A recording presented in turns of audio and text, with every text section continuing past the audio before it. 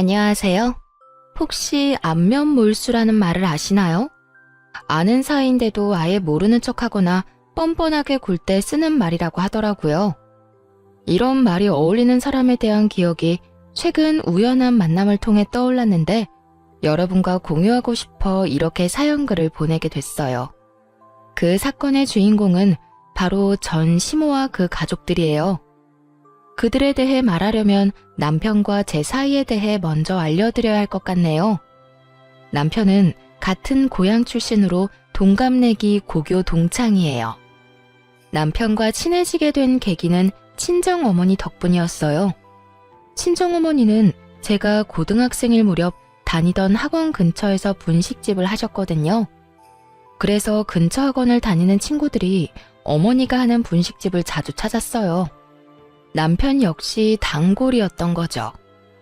남편이 조금 소심한데 어릴 때는 지금보다 더 주눅 들어 있었거든요. 남자아이 혼자 떡볶이 먹으러 온 걸 보고 어머니가 신경을 많이 써줬어요. 남편은 식탁 위를 항상 깔끔히 정리해서 어머니한테 칭찬도 많이 받았고요. 그리고 저는 남편과 같은 학원에 다녔었기 때문에 자주 만났죠. 그때 남편이 저한테 그랬거든요. 너희 집은 진짜 즐거워 보이네. 넌 좋겠다. 진짜 부러워. 갑자기 무슨 오글거리는 소리야? 다른 집도 다 비슷하지 않아? 꼭 그렇지만은 않지. 넌 진짜 복 받은 줄 알아야 해. 나중에 알게 됐죠. 남편이 집에서 차별을 많이 당했다는 걸요. 알고 보니 재혼 가정이었는데 계모가 남편을 어릴 때부터 많이 차별했대요. 드라마에나 나오는 이야기라고 생각했는데 직접 들으니 참 마음이 안 좋더라고요. 계모의 아들인 남동생은 새 것만 들고 다니는데 남편은 늘 같은 걸 들고 다녔고요. 밥도 제대로 못 얻어먹는지 매번 우리 분식집에서 배를 채우더군요. 화목한 우리 집을 보며 부러움을 느끼는 남편이 측은해서인지 관심이 가기 시작하고 점점 마음을 키워갔던 것 같아요. 그렇게 대학 들어가서 연애를 시작하고 직장인이 된 후에 결혼을 하게 됐죠. 내가 이 사람을 행복하게 해주고 싶다고 생각했어요. 그런데 시댁이 참 정글 같은 곳이더군요. 일단 시부는 저를 엄청 좋아해 주셨거든요. 그래, 어릴 때부터 봐온 사인이 참 좋구나. 사부인께서는 잘 계시지? 네가 며느리가 돼서 얼마나 기쁜지 모른다. 게다가 대학병원 간호사가 내 며느리인 게 얼마나 자랑스러운지 친구들한테 자랑도 많이 하고 다녔지. 그런데 허허 웃는 시부의 말이 끝나자마자 시모가 날카롭게 받아치더군요. 의사도 아니고 꼴랑 간호사인데 뭐가 그렇게 자랑스러워요? 세상에 자랑할 게 그렇게 없어요. 당신 둘째 아들이 데려온 며느리가 얼굴이랑 행동이 이쁘지. 첫째는 영 뻣뻣하고 인물도 별로라 내 마음에 들지가 않는데. 당신 제발 마음 좀 곱겠어. 애들 앞에서 이게 무슨 추태야? 추태는 무슨 추태예요? 그리고 당신 진짜 이럴 수 있어요? 결혼을 같은 해에 하는데 왜 첫째한테 돈을 더 많이 줘요? 둘째는요? 둘째가 여태 사업한다고 가져간 돈은 생각 안 해. 첫째는 평생 돈 달라고 한 적이 한 번도 없잖아. 아무리 발이 안으로 굽어도 그건 아니지. 사업하는데 돈이 필요한 걸 그럼 어떡해요? 어쨌든 둘째도 첫째만큼 지원 안 해주면 가만히 안 있을 테니까 그렇게 알아요. 저 말이 나오면 그때부터 남편의 순환 시대였죠. 시모가 쓸데없는 일로 남편 불러내고 고생시키고 말도 아니었거든요. 그런데 결혼을 하고 나니 제가 타깃이 되더군요. 저야 대학병원 간호사라 3교대로 일해서 바빠 죽겠는데 그런 치사한 괴롭힘에 어울려줄 시간이 없었어요. 남편에게도 시모가 무슨 일 시키면 바쁘다고 하라고 말해뒀고요. 그저 시부가 시키는 일만 잘하라고 했어요. 그렇지만 항상 화를 피해갈 수 있는 건 아니었어요. 명절 때마다 음식을 모두 혼자서 해야 했거든요. 시모가 동서와 저한테 시키겠다고 했지만 사실상 저에게만 다 맡겼으니까요. 형님, 이것도 좀 치워주세요. 무슨 주방이 이렇게 더러운지. 좀 치워가면서 해요. 살림 안 해본 티가 나네. 그리고 간도 좀 더 하시고요. 이렇게 맛없으면 아무도 안 먹어요. 시모를 등에 업고 동서는 사람 좋은 얼굴로 온갖 일을 다 시켜댔어요. 그럼 집에서 쉬는 동서가 일 좀 해. 나한테 시키지 말고. 그리고 아버님 몸 안 좋으신 거 몰라? 간 세게 했다가 아버님 병원 가시면 동서가 수발 들 거야. 무슨 말을 그렇게 하세요? 전 그냥 맛없다고 한 것뿐이죠. 그리고 지금 저 일 안 한다고 무시하세요? 제가 남편한테 얼마나 신경을 많이 쓰는데요. 그럼 좀 가서 도련님한테 신경이나 쓰든가. 왜 입으로 혼수나 둬? 미리 말하지만 여기 아버님도 같이 계신 거 알지? 아버님 이야기를 꺼내면 동서의 기세는 물을 뒤집어 쓴 불꽃처럼 사그라들었어요. 아무리 시모의 위세가 대단해도 아직까지 이 집안의 보스는 시부니까요. 시부가 평소에는 유약했지만 첫째 며느리인 절 건드리는 걸 가장 싫어하셨거든요. 부모님이랑도 잘 아는 사이셔서 잘 지낼 수 있도록 최대한 배려해 주셨고요. 그럼에도 5년 동안이나 혼자서 조용히 명절 음식을 다 한 건 저 나름대로 다른 노림수가 있어서 그랬던 거예요. 이 정도면 됐다 싶은 기간이 딱 5년이었거든요. 모두가 나 혼자 일을 다 하고 있다는 걸 알만한 시간. 5년이 지나자 저도 슬슬 본색을 드러냈죠. 어머님, 아버님, 이번 추석에는 제가 전날에 음식하러 못 올 것 같아요. 여태까지는 사정해서 당직을 빠졌는데 다른 사람들 일정을 무시할 수가 없어서요. 로테이션으로 돌아가며 일정 잡는데 저만 매번 명절에 빠질 수는 없잖아요. 즉, 명절 전날에 일하러 가야 해서 시댁에 못 온다고 못 박아버린 거죠. 그런 게 어딨니? 네가 없으면 어떡하라고? 어머님도 참, 며느리가 저 하나뿐인 것도 아닌데 무슨 걱정을 하세요. 동서 혼자서도 잘할 거예요. 전업주부라 살림도 남편 내조도 잘하는 동서가 설마 제사 음식 하나 못하려고요? 웃으며 그렇게 말하자 시모가 역정을 내더군요. 아니, 여태까지 잘 빼줬다가 왜 이번부터는 안 된대? 너 그냥 음식 안 하고 싶어서 일한다는 거 아니니? 어머님, 대학병원에 일하는 사람이 얼마나 많은데요. 저만 계속 그 날짜에 빠질 수가 없어요. 다른 사람들도 생각해야죠. 그래, 그건 새아기 말이 맞다. 며느리가 둘이나 있으니 이번에는 둘째에게 시켜보자. 첫째 혼자서도 그만큼 했는데 둘째라고 못하겠어? 그렇지? 시부가 그렇게 얘기하자 동서는 말도 없이 우물쭈물하기만 하더군요. 우더르니 시키니 안 된다 말은 못하겠고 중간에서 곤란하겠더라고요. 그래서 손윗사람으로서 등 떠밀어줬죠. 동서가 못하는 게 아니에요. 어머님이 워낙 동서를 아끼시니 그간 실력을 볼 기회가 없었던 것뿐이죠. 전업주부로 5년을 지냈는데 설마 음식 하나 못하겠어요? 이번에 그 솜씨 한번 발휘해줘요. 알았죠? 결국 동서 혼자 명절 준비를 하게 됐어요. 동서가 미친 듯이 째려봤지만 뭐 어쩌겠어요? 그날 일이 있어서 전 못 나오는 걸요. 그렇게 명절이 되어 일을 끝내고 시댁으로 갔더니 세상에 동서 혼자 정말로 준비를 다 했더군요. 시모가 어깨를 으쓱 하더니 보란듯이 말했어요. 봤니? 맛도 그렇고 모양도 그렇고 금 잡을 데가 한 군데도 없어. 거기다가 나 고생할까봐 전날 집에서 다 해오는 정성까지. 예, 그런 건 좀 보고 배워라. 정말 잘했네요. 동서, 수고했어. 그런데 형님, 오늘 일한다고 하시지 않았어요? 그런데 제가 받은 이 문자는 뭐죠? 동서가 뜬금없이 보여준 문자에는 사진 한 장이 첨부되어 있었어요. 저와 웬 남자가 커피를 마시는 사진이요. 다름이 아니라 점심때 보험회사 직원이 상품 하나가 너무 잘 나왔다고 저한테 상담 한번 받아보라고 연락을 했거든요. 마침 남편 보험이 너무 부실했던 터라 한번 상담을 받아볼까 해서 만났죠. 그런데 그때의 모습이 떡하니 찍혀 있더라고요. 제 뒷조사라도 한 모양이었어요. 솔직히 깜짝 놀랐어요. 일하기 싫다고는 해도 이런 짓까지 하다니.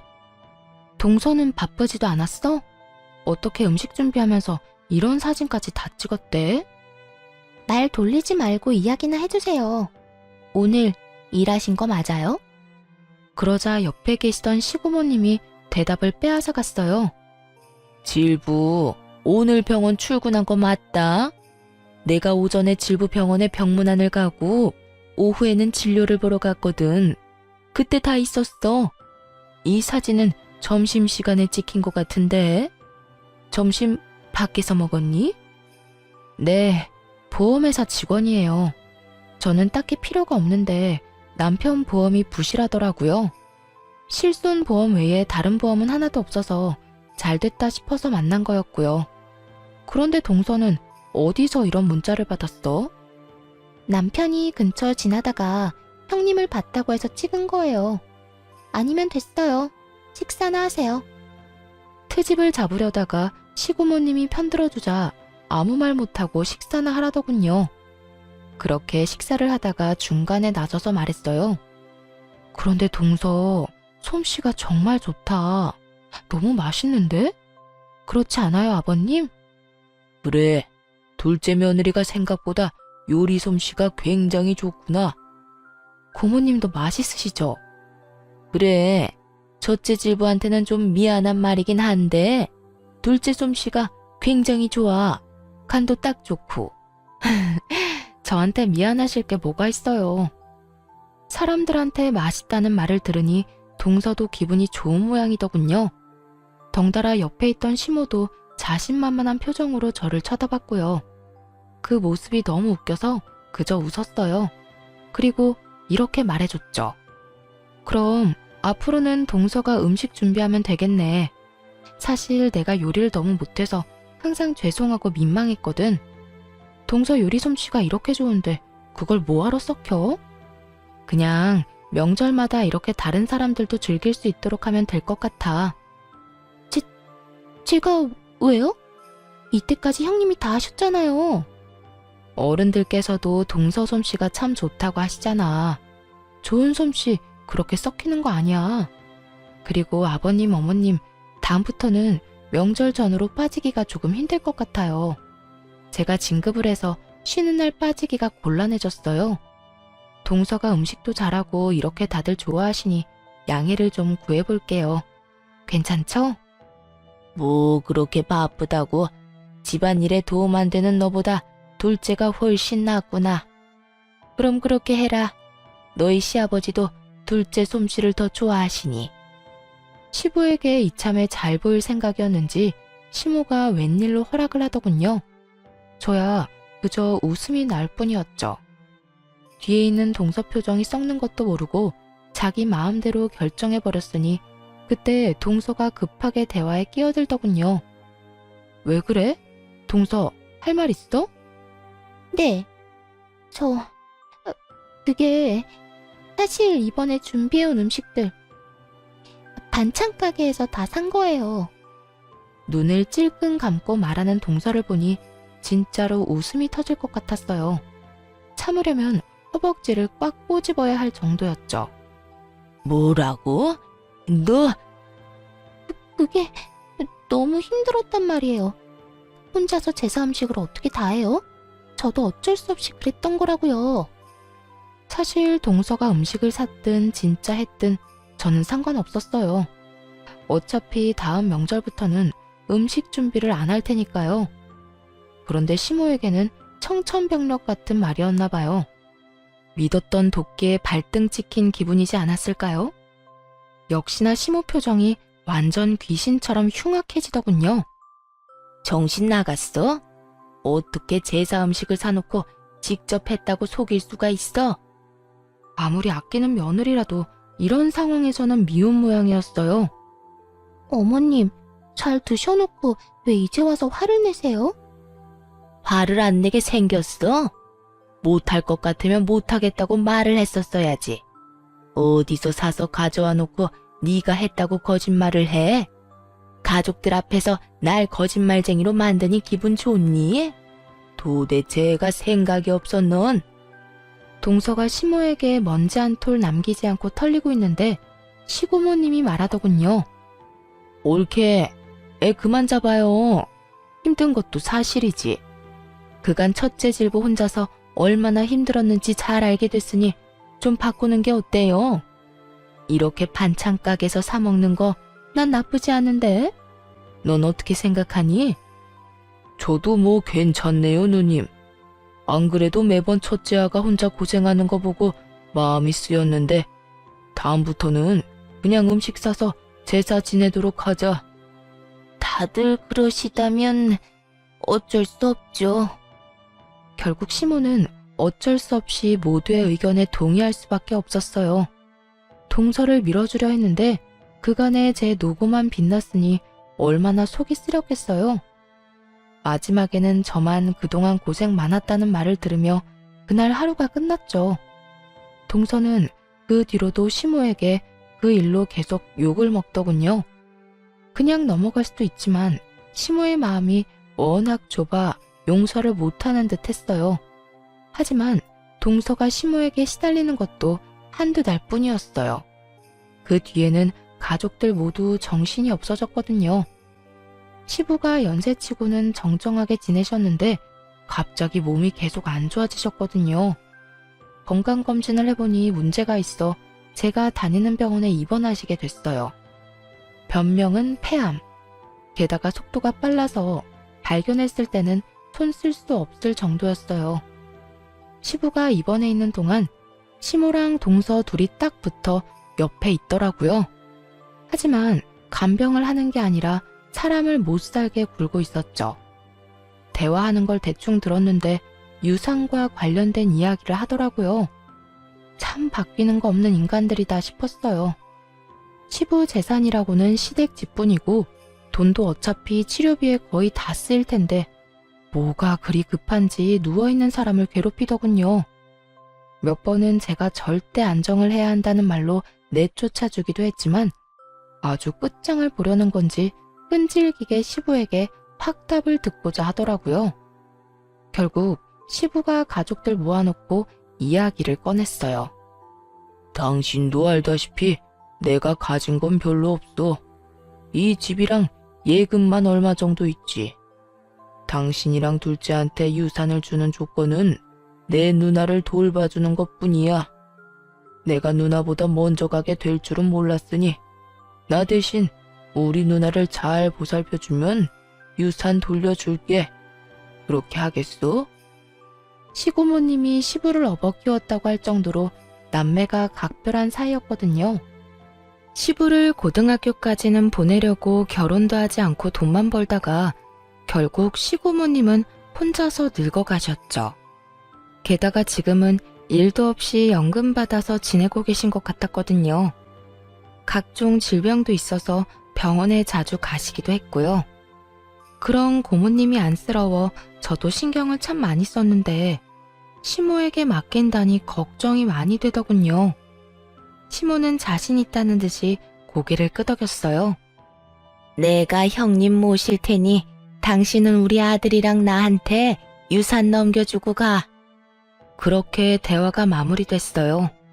그래도 유산을 걸고 약속한 만큼 시고모님을 잘 돌봐드릴 줄 알았는데 아니더군요.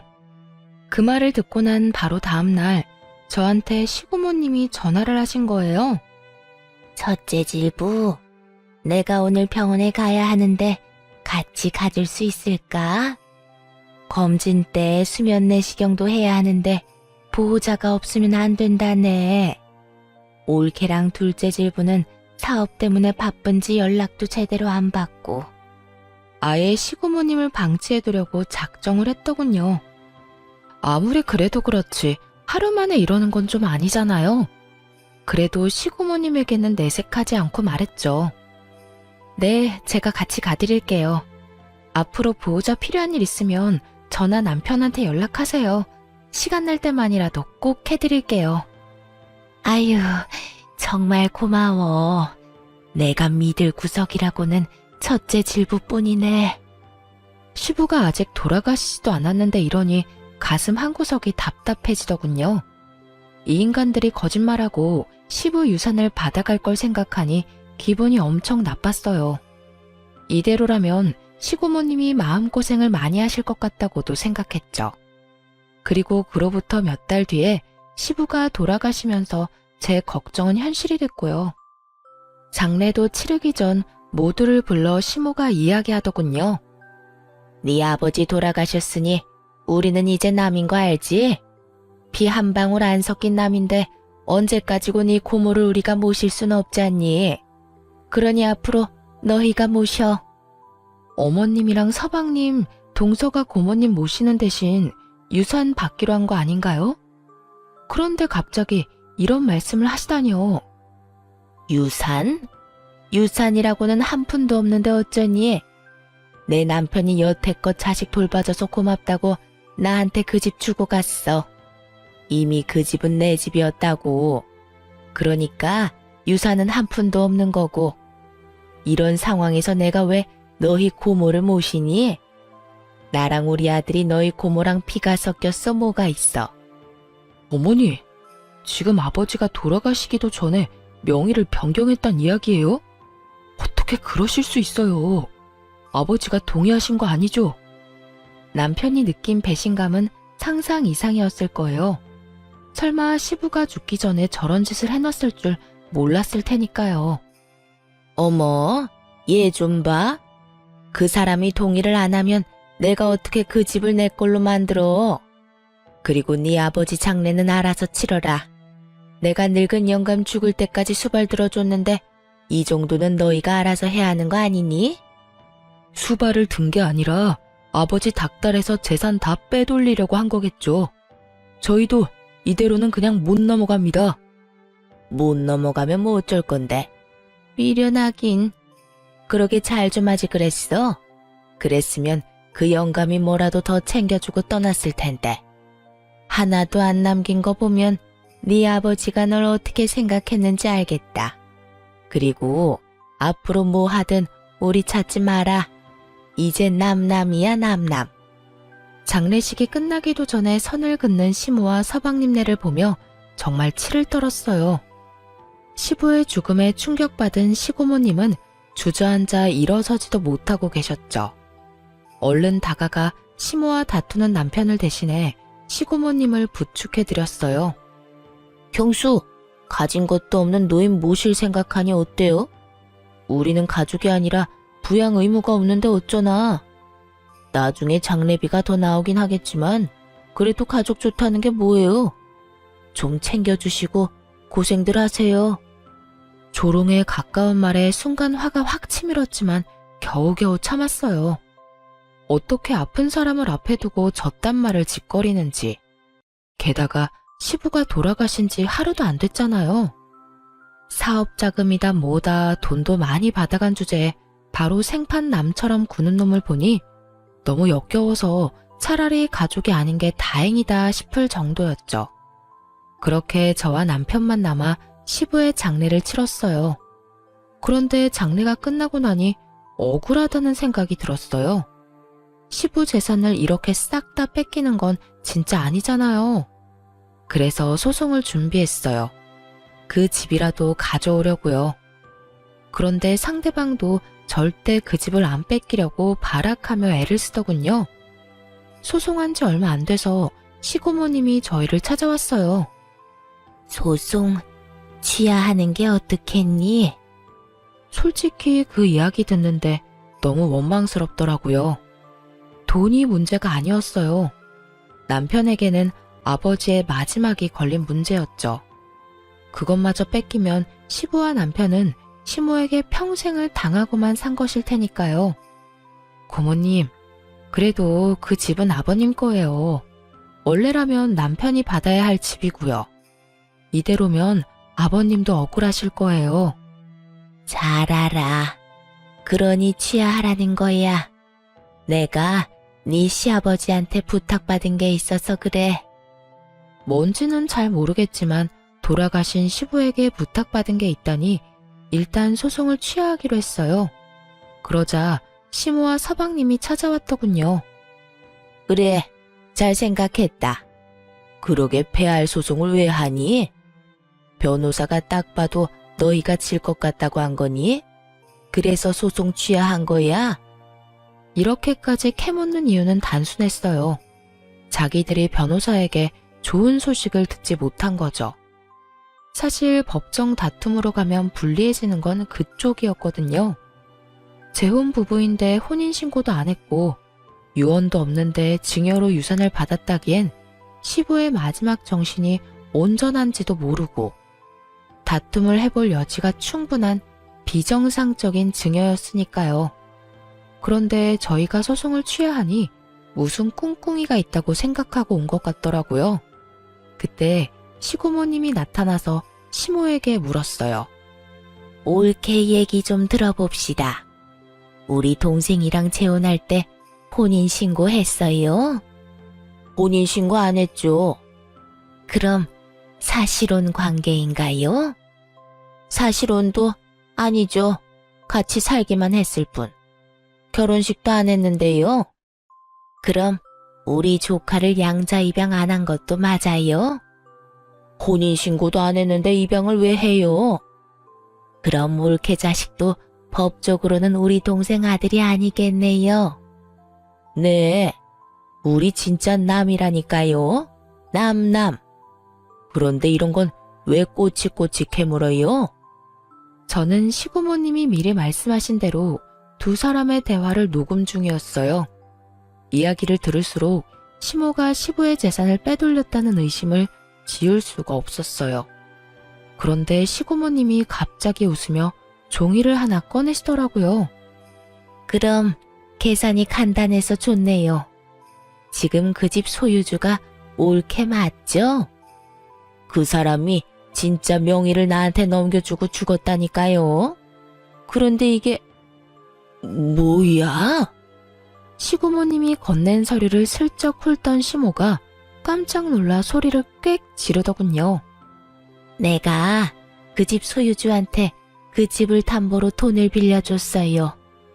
이건 그 차용증이고요. 그런데 돈을 갚지 않은 채 그 집이 그쪽으로 넘어갔으니 당신이 갚아야겠네요. 시부가 빌린 돈은 거의 1억에 가까운 금액이었어요. 게다가 돈을 못 갚으면 집을 주겠다는 조항이 떡하니 적혀 있었죠. 거짓말이지? 가족끼리 돈 빌린 일에 이런 건 소용없다고. 가족끼리라도 차용증 쓰면 당연히 법적 효력 있는 건 몰랐어요. 근데 동생도 참 너무하네. 그 집 받을 때 아무 설명도 못 들었어요? 시모는 아무 말 못하고 손톱만 질근질근 물어뜯더군요. 딱 보니 시부 허락 없이 집을 가져간 티가 났어요. 완전히 얼굴이 파랗게 되어서 했던 말만 되풀이하더라니까요. 거짓말이야. 이럴 리 없어. 이거 가짜죠? 가짜니까 여기서 이러지. 이게 진짜였으면 소송할 때 이야기했으면 되잖아. 그렇게 의심되면 확인해 봐요. 그거 변호사 공증 받은 거거든요. 그 말이 끝나기도 전에 시모가 서류를 쫙쫙 찢어버렸어요. 이런, 원본은 당연히 변호사가 가지고 있어요. 그러니까 사본은 얼마든지 찢어도 상관없어요. 평온한 시고모님 말투에 시모는 미쳐버리기 딱 일보 직전이더라고요. 왜냐면 시모가 가져간 그 집에는 이미 은행을 통한 담보대출도 잡혀 있었거든요. 상속받자마자 소송으로 뺏길 수도 있다고 생각해서 그런지 서방님이 이미 그 집을 담보로 대출을 신청했더군요. 이 집 담보대출 받아서 그만큼 돈 못 줘요.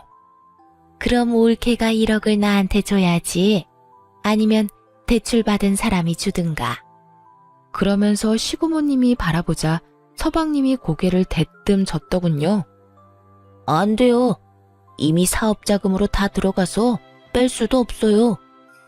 너 모아둔 돈도 없니? 지금 그 집 뺏기면 엄마 살 곳 없어. 내가 무슨 돈이 있어요. 넌 돈도 한 푼 없는 애가 무슨 사업을 하겠다고 난리야. 그리고 그 돈은 보관만 하기로 한 거잖아. 그런데 그걸 냅다 다 썼다고? 언제 망할지도 모를 사업에? 이제 시모와 서방님이 아주 박 터지게 말다툼을 하더군요. 어쨌든 난 돈 없으니까 엄마가 알아서 해요. 엄마는 이런 것도 안 알아보고 도대체 뭐 한 거예요? 그렇게 아들이 못 준다고 버티는 통에 결국 시모는 집을 팔아서 마련해야 했어요.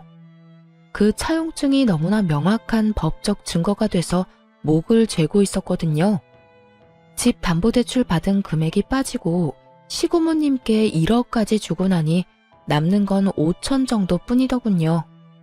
시모가 시고모님께 돈 갚으러 왔을 때 저희 부부와 서방님 부부도 있었거든요. 그때 시모가 서방님과 동서에게 말하더군요. 이제 난 돈도 집도 없다. 1억 준 거나 마찬가지니 너희가 날 모시고 살아야 해.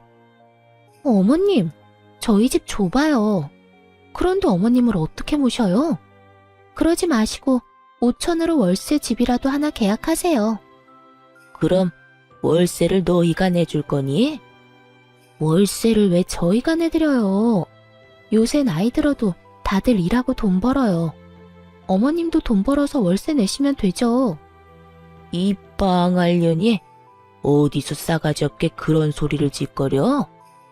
내가 나이가 몇인데 지금 나가서 무슨 돈을 벌어? 그러려고 너희한테 돈 다 갖다 바친 줄 아니? 그리고 야, 아들, 넌 네 마누라가 졌단 소리 하는데 왜 이렇게 태연해? 부모가 자식한테 돈 주는 건 당연하잖아요. 그거 가지고 이런 식으로 구는 건 말이 안 되죠. 솔직히 와이프가 틀린 말 한 것도 없고 우리는 어머니 수발 못 두니까 알아서 사세요. 솔직함을 넘어선 아들의 말에 시모는 너무 열받았는지 욕을 하고 난리가 났어요. 저희가 느꼈던 배신감을 고스란히 느끼는 듯 했죠. 이 미친놈이 내가 너한테 어떻게 했는데 감히 이딴 식으로 내 뒤통수를 쳐? 이 버러지 같은 놈. 그러는 엄마야말로 알아보지도 않고 일 저질렀잖아요. 그 바람에 애꿎은 우리가 이 고생을 하고 있고 그게 내 탓은 아니지. 서로 물고 뜯고 하는 장면을 보니 어찌나 유쾌하던지 끝까지 남 탓만 하는 걸 보니 둘이 역시 모자구나 싶었어요. 그런데 그때 시고모께서 그러시더군요. 너희 아버지도 참 짓궂어. 이렇게 될 줄 알고 그 집을 넘겼겠지. 나한테도 그랬거든. 너희 엄마가 날 아예 신경도 안 쓰면 이 차용증으로 혼내주라고. 그래도 한 몇 달간 돌보는 신용은 할 줄 알았는데 그러지도 않더라. 날 잘 돌보는 사람한테 유산 넘겨주라고 했는데 남남이란 쪽은 신경 꺼도 되겠지? 자, 이 1억은 너희 거야. 소송 취하하기 잘했지? 뭐하러 귀찮게 소송을 해? 이렇게 쉬운 방법이 있는데. 시고모님은 1억을 시모가 보는 앞에서 바로 남편에게 넘겼어요. 그걸 보고 있던 시모와 서방님 얼굴이 진짜 볼만하게 일그러지더군요. 우와, 아버지 진짜 사람 뒤통수를 이렇게 친다고? 뒤통수는 서방님, 아니 그쪽이랑 그쪽 어머니가 쳤겠죠.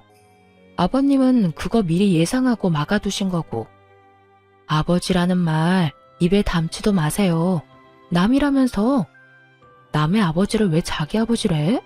정신 나갔어요? 매섭게 쏘아붙이자 서방님은 말도 못하고 빤히 쳐다만 보더군요. 왜요? 내가 틀린 말 했어요? 언제는 남남이라면서요. 아버지 아니라며. 피 한 방울 안 섞였다며. 형수, 진짜? 누가 당신 형수야? 한 번만 더 형수라고 불러봐요. 가만 안 둘 테니까. 확실하게 선을 긋자 서방님이 어이없다는 표정으로 보더군요. 제가 이렇게까지 맞설 줄은 몰랐나 봐요. 옆에 있던 시모는 시모대로 억울한지 시부 욕을 마구 해대더군요. 이 썩을 놈의 양반이 나한테 썩은 고기를 줬다 이거지? 내가 이대로 넘어갈 줄 알아? 절대로 못 참아. 너희들이 왜 그 돈을 가져가는 거야? 돈 다시 돌려내. 그 사람 배우자인 내가 돈을 받아야지. 본인 입으로 사실혼도 아니라고 했으면서 내가 괜히 다 녹음해둔 줄 알아? 이렇게 한 입으로 두 말 할까봐 그런 거야. 몰래 동생 재산 빼돌려 놓고는 뭐? 가족이 아니야? 그래 놓고 이제 와서 가족이라고? 에라이 천벌받을 인간 같으니. 계속 이런 식으로 나오면 나도 가만히는 안 있어. 경찰에 신고해서 콩밥 먹도록 만들어줄까? 정신없는 사람 이용해서 재산 빼돌렸다고? 시고모님이 벼락같이 소리치자 시모는 구시렁거리며 자리를 떠날 수밖에 없었어요. 그 인간들 떠나는 모습을 보면서 시고모님이 그러시더군요. 그리고 여기 내가 가지고 있는 다가구 건물 너희들이 가져가. 너희 아버지랑 공동으로 산 건데 내 명의로 하라고 했었지. 너희도 알다시피 내가 자식도 없고 남편도 없잖니. 시고모님이 말씀하시는 거 들으니 제 속이 다 시원하더군요. 사실 시고모님은 시모의 말처럼 집만 되는 노인은 아니었어요. 결혼도 하지 않고 어린 나이부터 악착같이 일해서 모은 돈을 활용해 50대의 아파트 하나와 건물을 2개나 가지고 계셨거든요. 저희에게 주신 다가구 건물 제외하고서도 말이죠. 그렇게 마련한 건물 월세만으로도 한평생 일을 안 해도 될 정도였으니 뭘 모르는 남의 눈에는 일도 안 하고 연금으로나 먹고 사는 노인처럼 보였겠죠. 게다가 워낙 검소하셔서 더욱 그렇게 보였을 테고요. 시모는 그 허름해 보이던 시고모가 사실은 복권이라는 걸 전혀 몰랐던 거예요. 알았다면 저희한테 떠넘겼겠어요? 끝까지 물고 늘어지려고 했겠죠. 나도 이제 나이가 들어서 건물 관리를 너희한테 맡길까 싶어. 질부가 예전에 일하는 거 힘들다고 했지? 어때? 나 대신 건물 관리 해볼래? 나중에 물려받으면 관리하기 더 쉬울 거야. 쓸데없이 고민을 길게 하지 않았어요. 나중에 받아놓고 관리 못해서 날리는 짓은 안 하고 싶었거든요. 네, 제가 관리해 볼게요. 그럼 조카 명의로 할 다가구 주택이랑 내 상가 2채는 질부가 관리해줘. 내일부터 나랑 같이 다니면서 얼굴 도장 찍자. 그렇게 시고모님 따라 열심히 배웠어요. 1년 정도 열심히 하니 그제야 여유가 생기더군요. 그렇게 2년을 더 관리인이자 건물주로서 일하는데 어느 날 정말 깜짝 놀랄 만한 우연을 맞닥뜨렸어요. 남편 명의의 다가구 건물 중 원룸 계약을 원하는 사람을 만나러 부동산에 갔거든요. 그런데 거기서 전 시모와 마주친 거 있죠? 전 시모가 제 얼굴을 보더니 깜짝 놀라 소리를 치더군요. 네가 왜 여기 있어? 너 내 뒷조사하니? 제가 왜 아주머니 뒷조사를 해요? 안 그래도 얼마나 바쁜데. 원룸 계약하러 오신 거 아니에요? 1층? 그거 제 남편 건물이거든요. 저는 관리인이고요. 그 이야기 듣자 갑자기 눈이 확 돌더니 전 시모가 저한테 달려들었어요. 야, 너 바른 대로 말해. 이 건물 네 시아버지가 빼돌린 거지? 우리 모르게 건물 가지고 있었던 거지? 어쩐지 그 짠돌이 같은 영감이 너무 아무것도 없기는 했어. 이거 다 사기인 거 알아 몰라? 내가 소송해서 다 되돌려 놓을 거야. 소송이요? 아주머니가 무슨 자격으로 소송을 하세요? 잊으셨어요? 본인 입으로 제 시아버지랑 아무 관련 없다고 말씀하셨잖아요. 혼인신고도 안 했다. 사실혼도 아니다. 첫째를 양자 신청도 안 했고 아주머니 자식도 시아버지 자식 아니라면서요. 그런데 도대체 어떤 자격으로 소송을 한다는 말이세요? 제 말에 전시모가 순간 말을 못 잇더군요. 그럴 수밖에요. 그때 시고모님 부탁으로 전부 다 확실하게 녹음해 놨으니까요. 원본이 아직도 저한테 있는데 소송한들 법원에서 받아줄 리도 없고요. 그래도 내가 저를 키운 정이 있는데 어떻게 그놈이 그럴 수가 있어? 이런 식으로 아버지 재산 빼돌려서 내 뒤통수를 치다니. 아이고, 억울해서 못 살겠네.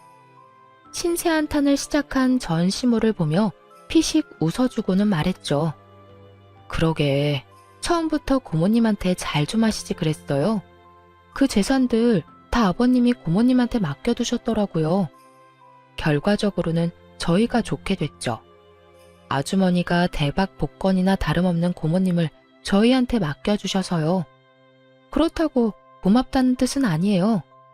아버님 부탁 다 무시하고 욕심내다가 이렇게 된 거면서 뭐가 그렇게 억울해요?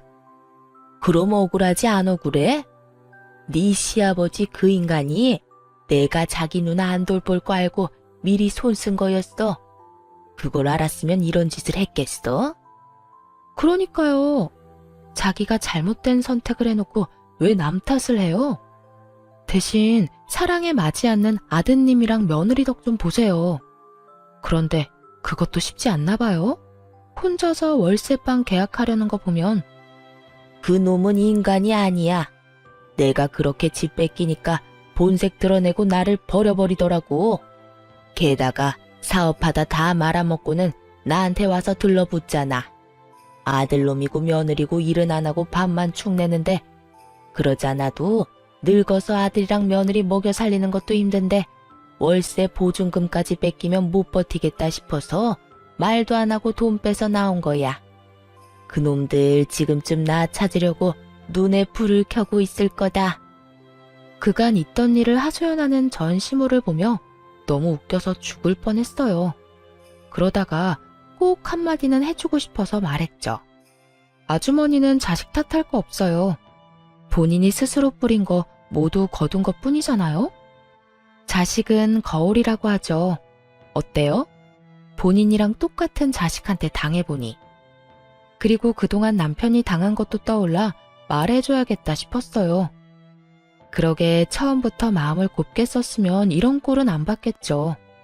제 남편은 참 착한 사람이라 은혜를 입으면 간도 쓸개도 다 빼줄 사람이거든요. 지금은 부모님이 안 계셔서 대신 처가에 얼마나 잘하려고 애쓰는지. 얼마 전에는 부모님 모시고 해외여행까지 다녀왔으니 말 다 했죠. 구구절절 다 맞는 말이라 전 시모는 아무 말 못하고 한숨만 푹푹 쉬더군요. 마음만 곱게 썼다면 자신이 누릴 수도 있었을 거라 생각하는지 더 후회스럽고 짜증이 난 것처럼 보였어요. 계약은 안 하는 걸로 할게요. 나중에 안 나가겠다고 할지도 모르고 보호자가 와서 난리칠지도 모르잖아요. 이 위험이 뻔히 보이는데 계약을 하는 건 좀 무리네요. 너 정말 1억이니?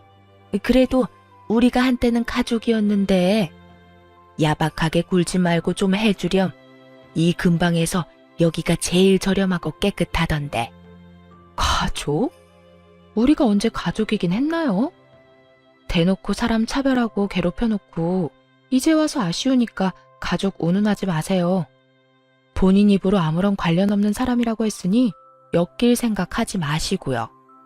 그렇게 대놓고 핀잔을 주자 전 시모는 결국 계약도 못하고 떠났어요. 나중에 그 이야기를 전해드리자 시고모님이 엄청 웃으시더군요. 그 자리에 없었던 게 너무 아쉽다면서요. 하긴 동생을 배신한 그 사람이 패가망신하는 모습을 정말 보고 싶으셨을 거예요. 착한 사람들이라 자기 마음대로 주물럭거릴 수 있을 줄 알았는데 마음 곱게 안 쓰다가 결국엔 크게 당해서 아무것도 없이 버려진 전 시모. 그런데도 아무도 불쌍히 여기지 않는 걸 보면 자업자득이라는 말이 딱 어울리겠네요. 오랜만에 악연을 만나고 그때가 떠올라 사연 써봤는데 잘 들으셨나 모르겠네요. 모두들 행복하고 즐거운 하루 되세요.